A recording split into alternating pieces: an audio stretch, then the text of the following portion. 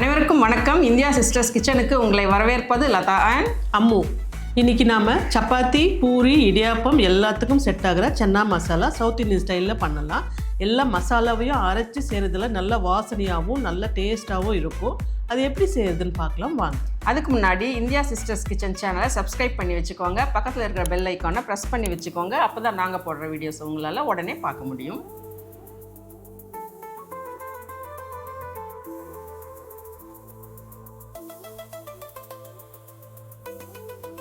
இப்போ செய்ய ஆரம்பிக்கலாம்.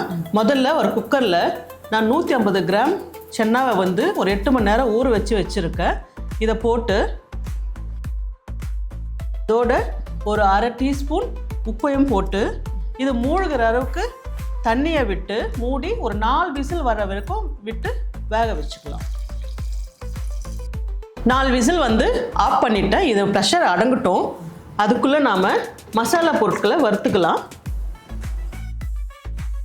இப்போது 2 பட்டை, 3 கிராம்பு, ஒரு அன்னாசிப்பூ, 3 ஏலக்காய், ஒரு பிரிஞ்சி இலை, ஒரு மிளகா, கல்பாசி 1, அப்புறம் 1 டீஸ்பூன் தனியா, 3/4 டீஸ்பூன் சோம்பு, அரை டீஸ்பூன் ஜீரகம், அரை டீஸ்பூன் மிளகு. இது எல்லாத்தையும் லைட்டாக வறுத்து எடுத்துக்கலாம். இப்போது இந்த மசாலா பொருட்கள் வறுபட்டுடுச்சு. இதை ஒரு பிளேட்டில் மாற்றி ஆற வச்சுக்கலாம். அது ஆறட்டும். அதுக்குள்ளே அரைக்க வேண்டிய பொருட்களை அரைச்சிட்டு வந்துடலாம். 2 மீடியம் சைஸ் ஆனியன் கட் பண்ணி வச்சுருக்கேன். இதை இப்போ முதல்ல நைஸாக அரைச்சிக்கலாம். 2 மீடியம் தக்காளி கட் பண்ணி வச்சுருக்கேன். அதையும் நைஸாக அரைச்சிக்கலாம்.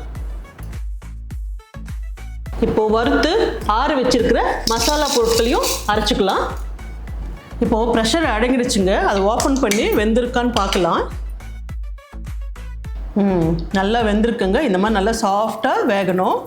அது அப்படியே இருக்கட்டும். இப்போ நாம் ஒரு கடாயை வச்சு குழம்பு பண்ண ஆரம்பிக்கலாம். இப்போது கடாயில் ஒரு 4 டேபிள் ஸ்பூன் எண்ணெய் விட்டு அது காஞ்சதும் ஒரு பச்சை மிளகாவும் ஒரு துண்டு இஞ்சியும் நசுக்கி வச்சுருக்கேன். இதை முதல்ல போட்டுக்கலாம்.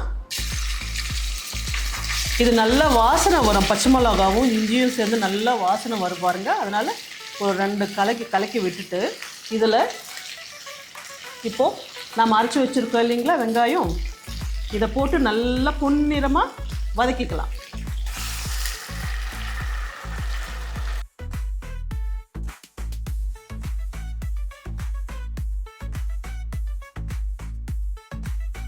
ஆமாம், வெங்காயம் நல்லா வதங்கிடுச்சு. அடுத்து ஆமாம், இப்போது 1 டீஸ்பூன் இஞ்சி பூண்டு விழுது போட்டுக்கலாம். இது ஒரு நிமிஷம் வதக்கிட்டு இந்த பச்சை வாசனை போகணும்ல. ஆமாம், இஞ்சி பூண்டு வதங்கிடுச்சு. இதோட இப்போது அரை டீஸ்பூன் மஞ்சள் தூள், 1 டீஸ்பூன் மிளகாய் பொடி, 1/4 டீஸ்பூன் தனியா பொடி. இது 3ஐயும் சேர்த்து நல்லா பச்சை வாசனை போக நல்லா வாசனை வர வரைக்கும் நல்லா வதக்கி விடலாம்.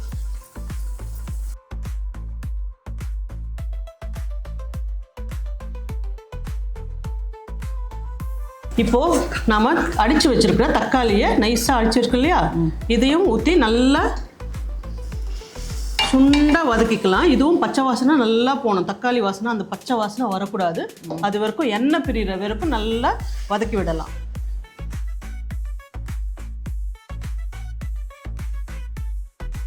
இப்போது ஆனியன், தக்காளி, மிளகாய் பொடி எல்லாம் நல்லா வதங்கிடுச்சுங்க. அந்த டைமில் நாம் அடித்து வச்சுருக்கோம் இல்லைங்களா மசாலா பொடி, இதை போட்டு 1 நிமிஷம் வதக்கிக்கலாம்.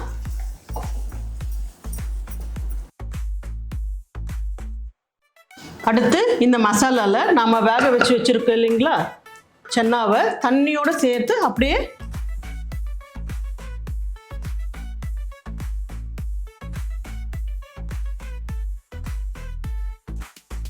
ஊற்றி ஒரு 10 நிமிஷம் மீடியம் ஃப்ளேமில் மூடி வேக வைக்கலாம். அதோட உப்பு 1/2 டீஸ்பூன் உப்பு, இதையும் போட்டு 10 நிமிஷம் வேக வைக்கலாம். தண்ணி கொஞ்சம் ஊற்றினோமா நல்லா கெட்டியாக இருக்குது. இந்த கொண்டக்கடலில் நிறைய புரோட்டீன் சத்து இருக்கிறதுனால இது அப்பப்போ குழந்தைங்களுக்கு செஞ்சு கொடுக்கலாம். நம்ம இப்போ எடுத்து பார்க்கலாமா?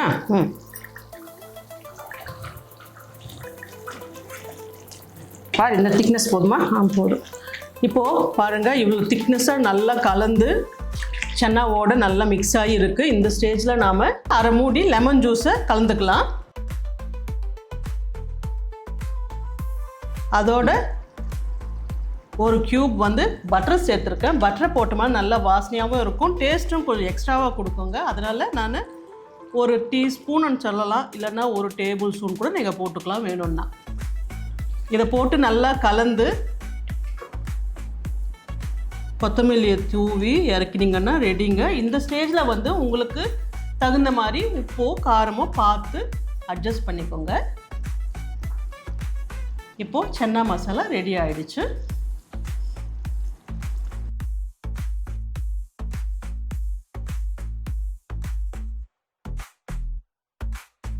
டேஸ்டியான சன்னா மசாலா ரெடி ஆகிடுச்சுங்க. இதே மாதிரி நீங்களும் உங்கள் வீட்டில் செஞ்சு பார்த்து சாப்பிட்டுட்டு எப்படி இருக்குன்னு கமெண்ட்ஸில் சொல்லுங்கள். இந்த வீடியோ உங்களுக்கு பிடிச்சிருந்ததுன்னா லைக் பண்ணுங்கள், ஷேர் பண்ணுங்கள், கமெண்ட் பண்ணுங்கள். இதே மாதிரி ஒரு இன்ட்ரெஸ்டிங்கான ரெசிபியோட அடுத்த வீடியோவில் பார்க்கலாம். நன்றி, வணக்கம்.